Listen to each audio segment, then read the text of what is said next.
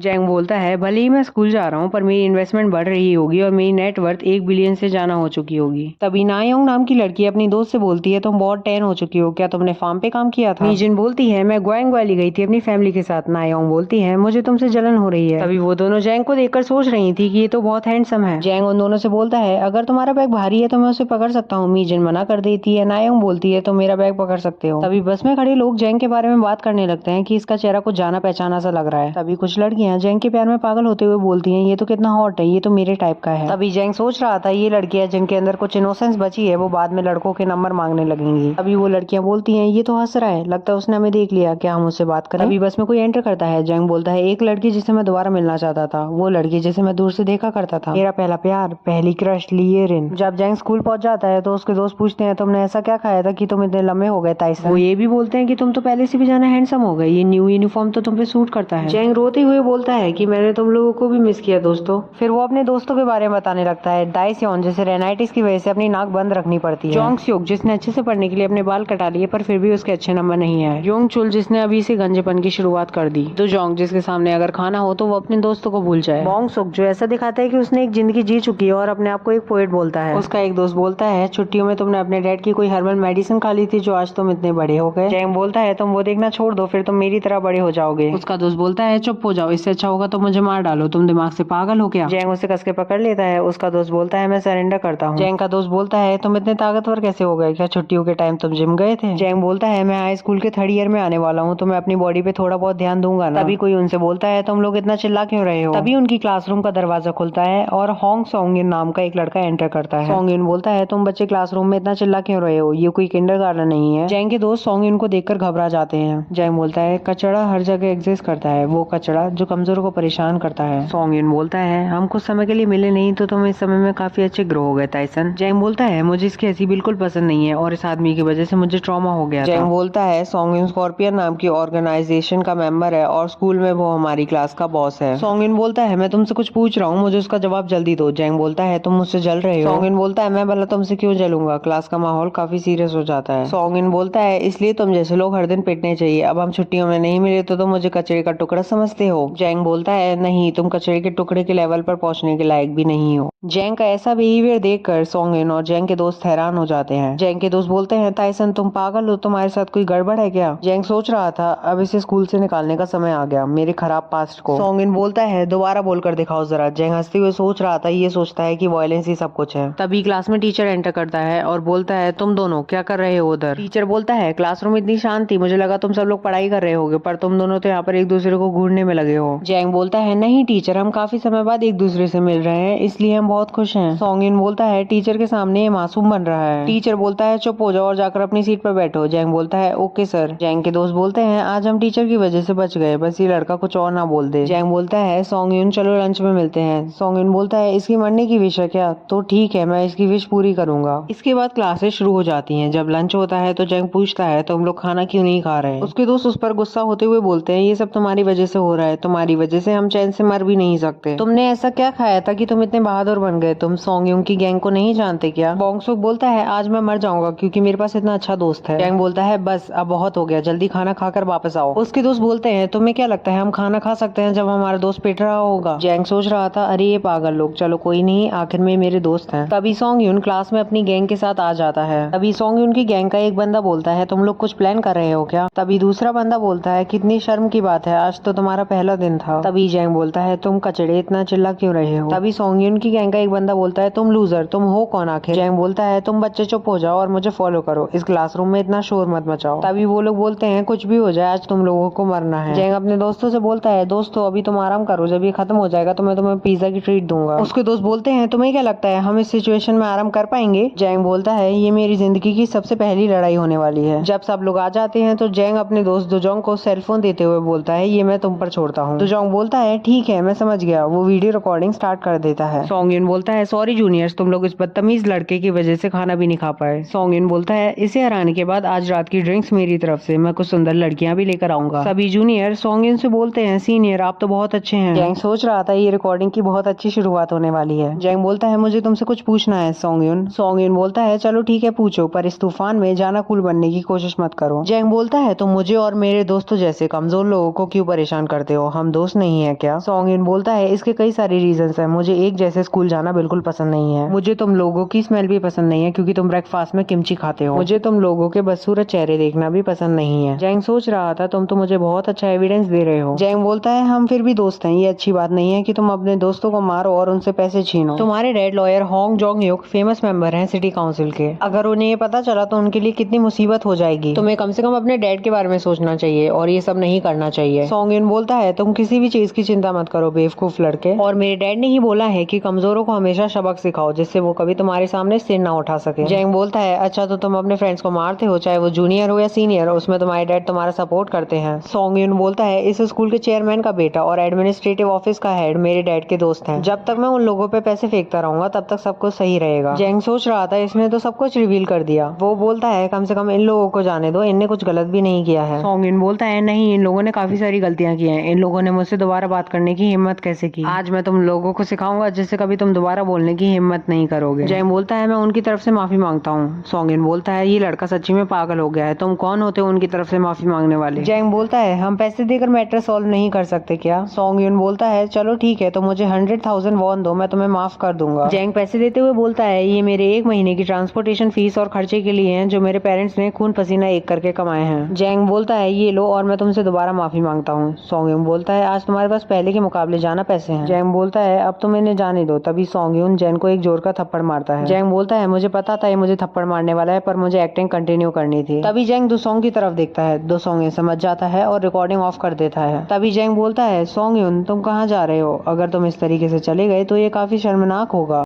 जैंग बोलता है अब ये खत्म नहीं हुआ। सॉन्ग इन बोलता है जरा फिर से बोल। जैंग बोलता है अगर तुम्हें तुम्हारे पूर्वज अभी देख रहे होंगे तो वो अपनी कब्र से बाहर आ जाएंगे। सॉन्ग इन बोलता है तूने अपनी लिमिट क्रॉस कर दी है। जैंग बोलता है ये तुम्हारे पूर्वजों की गलती है कि दुनिया का सबसे अच्छा कचड़ा उनका डिसेंडेंट है। अभी सॉन्ग इन के आदमी बोलते हैं क्या हम इसका मुंह सिल दें? सॉन्ग इन बोलता है सिलने से तुम्हारा क्या मतलब है? उसे बोलने लायक मत छोड़ो। तभी कुछ लोग जैंग पर अटैक करने के लिए बढ़ते हैं जिनमें से एक को जैंग आराम से दूर फेंक देता है। ये देखकर सॉन्ग इन और उसके साथ ही चौंक जाते हैं। जैंग बताता है अभी भी पावर पर उसका सही से कंट्रोल नहीं है। ये सब देखकर जैंग के दोस्तों को भी झटका लगता है। सॉन्ग इन बोलता है तुम लोग यहाँ पर खड़े होकर क्या कर रहे हो? जाकर उस सीनियर पर अटैक करो। जैंग अपनी टेक्निक्स का इस्तेमाल करता है और एक बंदे को और हरा देता है। कई सारे बंदे उस पर अटैक करने आते हैं। पहले तो वो उन्हें डॉज करता है फिर उसके बाद उन्हें किक मारता है। सॉन्ग इन बोलता है रुको मत, उस पर अटैक करते रहो। वो लोग हथियारों से जीतने की कोशिश करते हैं पर इसका भी कोई फायदा नहीं होता। जैंग उन्हें भी आराम से हरा देता है। सॉन्ग इन बोलता है ये नहीं हो सकता। वो अपने बगल में खड़े लोगों से भी अटैक करने का बोलता है पर इसका भी कोई फायदा नहीं होता। जैंग उन्हें आराम से पीट देता है। सॉन्ग इन बोलता है ये नहीं हो सकता, क्या ये वही लूजर टाइसन है? जैंग अपनी किक से कुछ लोगों को और हरा देता है। तभी उसके पास एक बंदा नुकीला हथियार लेकर आता है। जैंग बोलता है तुम लोग इतने खतरनाक वेपन्स लेकर आए थे? तभी कुछ लोग जैंग को हैरानी से देखते हैं। जैंग बोलता है तुम लोग ऐसे क्या देख रहे हो, मेरे सामने झुको। वो लोग जैसा वो बोलता है वैसा करने लगते हैं। जैंग बोलता है सॉन्ग इन तुम्हें भी झुकना होगा। सॉन्ग इन बोलता है तुम्हें क्या लगता है तुम इसके बाद जिंदा बच जाओगे? सॉन्ग इन बोलता है तुम मेरे पास मत आओ। जैंग उसे एक थप्पड़ मारता है। सॉन्ग इन जैंग से डर रहा था। जैंग क्रीपी सा फेस बनाते हुए बोलता है मुझे तुमसे दोबारा बोलना पड़ेगा क्या? सॉन्ग इन डरते हुए बोलता है तुम्हें क्या लगता है मेरे डैड कुछ नहीं करेंगे? मैं तुम्हें माफ नहीं करूंगा। जैंग उसे मिडिल फिंगर दिखाते हुए बोलता है लो तुम ये खाओ, मुझे बहुत मजा आ रहा है। सॉन्ग इन अब गुस्से में आ जाता है। वो बोलता है तुम्हें क्या लग रहा है मैं तुमसे डरता हूँ? सॉन्ग इन जैंग को आगे पंच मारने बढ़ता है। उन दोनों के पंच एक दूसरे से टकराते हैं। तभी सॉन्ग इन को एहसास होता है कि उसके हाथ की हड्डी टूट चुकी है। तभी सॉन्ग इन दर्द के मारे चिल्लाने लगता है। उसके हाथ का हाल बहुत बुरा हो जाता है। वो जैंग से बोलता है मैं तुम्हें और तुम्हारी फैमिली को मार डालूंगा। तभी जैंग फ्यूचर में रिलीज होने वाली एक मूवी का डायलॉग बोलता है मैं तुम्हें इस तरह नहीं छोड़ सकता, अभी तो तुम्हें और पिटना है। तभी जैंग उसे और घूंसे मारने लगता है और उसका हाल बहुत बुरा कर देता है। जैंग बोलता है ये तो अभी एक छोटा सा अंत है, अभी तो उसके डैड लॉयर होंग की बारी है। जैंग बोलता है दुजोंग मुझे सेल फोन दो। दुजोंग बोलता है हाँ ठीक है। जैंग कॉल करते हुए बोलता है क्या ये 112 है? जेंगजू हाई स्कूल के पीछे वाले माउंटेन पर बहुत बड़ी फाइट हुई है, मुझे मिलाकर 20 लोग घायल हुए हैं, आप 119 के साथ जल्द से जल्द आओ। तभी हमें हॉस्पिटल का सीन दिखाया जाता है जहाँ पर घायल बच्चों का इलाज चल रहा था। इसके बाद हमें एक VIP ICU दिखाया जाता है जहाँ पर एक आदमी बोलता है ट्रांसपोजिशन को होने में 6 हफ्ते लगेंगे क्योंकि इसके राइट हैंड की बोन्स और जॉइंट्स कई हिस्सों में थे। सर्जरी ओवर हो चुकी है पर अब इसे पूरी जिंदगी इस डिसेबिलिटी के साथ रहना होगा। लॉयर जोंग युक बोलता है वो लड़का जिसकी वजह से मेरे बेटे की ऐसी हालत हुई है वो लड़का कहाँ है?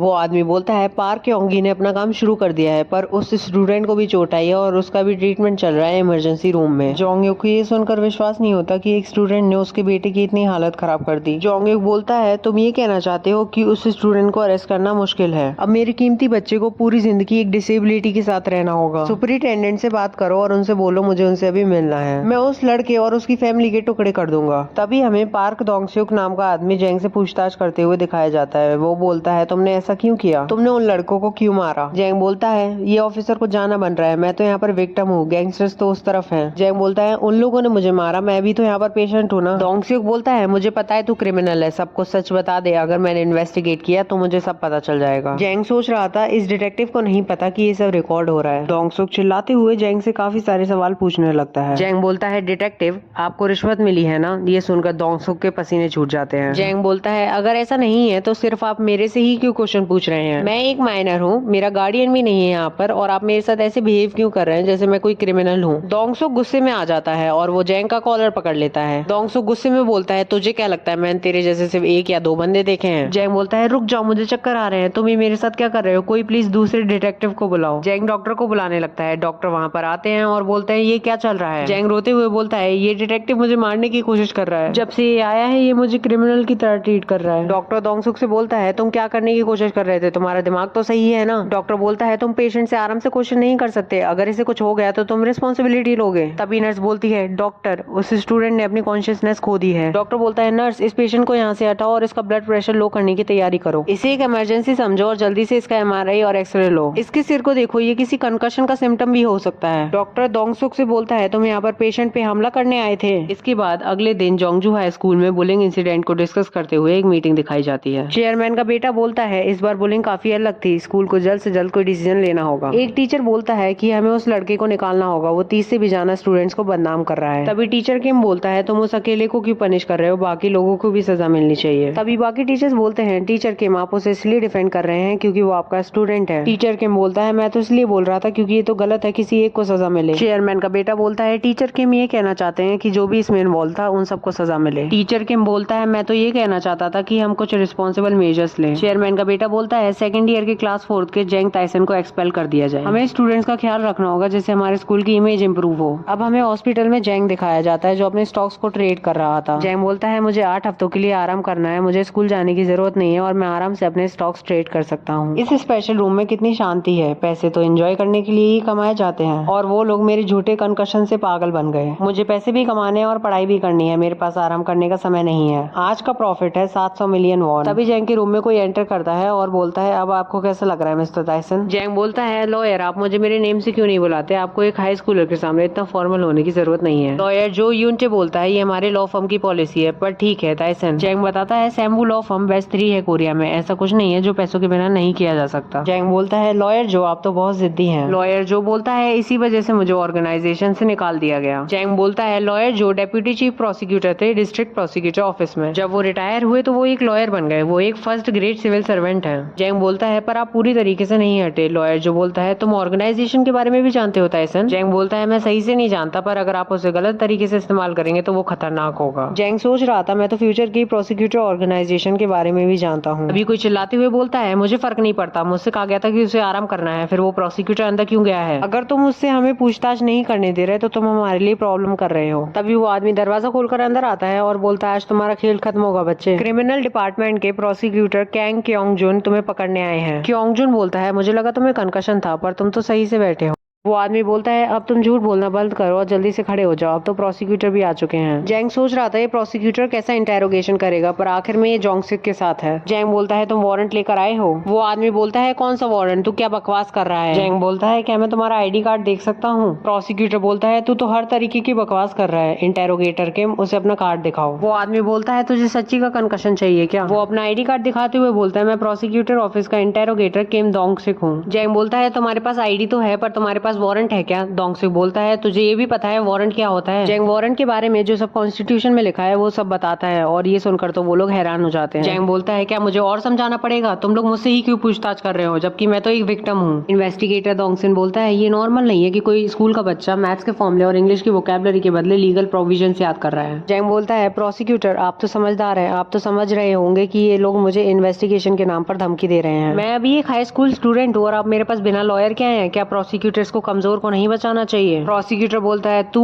और कमजोर? जैंग सोच रहा था मुझे इसे देखकर लगता है कि ये साइको है। प्रोसिक्यूटर बोलता है ये बकवास लीगल टेक्स्ट किसको पढ़ के सुना रहा है? तुम जैसे लोगों को सिर्फ बैठ के राइस और बीन्स खाने चाहिए और जाना नहीं सोचना चाहिए। जैंग बोलता है अब आप भी मुझे अरेस्ट करने के लिए फोर्स करेंगे? प्रोसिक्यूटर बोलता है इन्वेस्टिगेटर किम आप इस लड़के के खिलाफ अरेस्ट वारंट निकालो और तुम लड़के मैंने कोर्ट में कॉल कर दिया है वहाँ कर मिलना। डिटेक्टिव डोंगसू बोलता है तू तो गया, तूने प्रोसिक्यूटर के सामने ऐसी एक्टिंग क्यों की? जैंग बोलता है पहले डिटेक्टिव्स फिर प्रोसिक्यूटर्स और अब जजेस, पर क्या ये मेरी कंट्री है? प्रोसिक्यूटर जैंग को थप्पड़ मारने की कोशिश करता है। डॉक्टर उसे रोकता है और बोलता है ये तुम क्या कर रहे हो? डिटेक्टिव बोलता है हम अपना काम कर रहे हैं। डॉक्टर बोलता है रुक जाओ वरना मैं तुम्हारी पुलिस में कंप्लेन कर दूंगा। वो लोग बोलते हैं क्राइम में गिल्टी पाया गया, ये भाग ना जाए इसलिए हम लोग यहाँ पर है, हमने वारंट के लिए अप्लाई किया है। डॉक्टर बोलता है अगर पेशेंट के साथ कोई प्रॉब्लम हो तो डॉक्टर की रिस्पॉन्सिबिलिटी होती है, इसलिए तुम लोग यहाँ से हट जाओ। उनकी ये सारी बातें एक लड़की छुपकर सुन रही थी। जैंग सोच रहा था ये तो सबसे अच्छा डॉक्टर है। जैंग का सेलफोन दिखाया जाता है जिसका कैमरा ऑन था और ये सारा ड्रामा रिकॉर्ड हो रहा था। जैंग अपनी चीख को थोड़ा बहुत रिवर्स कर लेता है जिससे उसका चेहरा लाल होने लगता है। जैंग बेहोश होने लगता है। डॉक्टर बोलता है बच्चे तुम हिम्मत रखो, नर्स जल्दी से शॉक की तैयारी करो। तभी वहाँ पर लॉयर जो आता है और वो गुस्से से प्रोसिक्यूटर कैंग की तरफ बढ़ने लगता है। प्रोसिक्यूटर कैंग लॉयर जो को देखकर हैरान हो जाता है। वो बोलता है ये यहाँ पर क्या कर रहा है? लॉयर जो प्रोसिक्यूटर और डिटेक्टिव दोनों को थप्पड़ मारता है। ये देखकर इन्वेस्टिगेटर और डॉक्टर तो हैरान हो जाते हैं। लॉयर जो किसी को कॉल करता है, कॉल पे वो बंदा बोलता है सीनियर आप कैसे हैं? जब से आप रिटायर हुए आपने मुझे कॉल नहीं किया। लॉयर जो बोलता है योंगचुन मैंने तुमसे बोला था ना कि तुम अपने बच्चों को सही से पढ़ाओ। योंगचुन बोलता है आप अचानक से ये क्या बात कर रहे हैं सीनियर? लॉयर जो बोलता है तुम पत्थर के सिर वाले, तुमने एक प्रोसिक्यूटर को बच्चे से लड़ने के लिए भेजा, कोई चीफ ऐसा नहीं करता। तुम क्या मेरे हाथों से मरना चाहते हो? इसके बाद जोंगजू हाई स्कूल का सीन दिखाया जाता है जहाँ पर चेयरमैन का बेटा बोलता है तुम्हें उसे एक्सपेल करना चाहिए। हमारे स्कूल की आइडियोलॉजी के हिसाब से ऐसा बच्चा हमारे स्कूल में नहीं होना चाहिए। टीचर किम बोलता है अभी कुछ पता नहीं चला और अगर बाद में वो बच्चा इनोसेंट निकलता है तो हम क्या करेंगे? चेयरमैन का बेटा बोलता है मैं अकेला नहीं हूँ जो ये चाहता है, मेरे डैड भी यही चाहते हैं। मुझे पता चला है कि प्रोसिक्यूटर उस बच्चे को पकड़ने गए हैं और अभी तक वो जेल में होगा। तभी वाइस प्रिंसिपल बोलता है चीफ यंग आप ये नहीं कर सकते, अभी कोर्ट ने जैंग ताइसन के लिए कोई डिसीजन नहीं दिया है। चीफ यंग यानी चेयरमैन का बेटा बोलता है तो क्या मैं उस लड़के की वजह से अपने स्कूल का नाम खराब हो जाने दूं?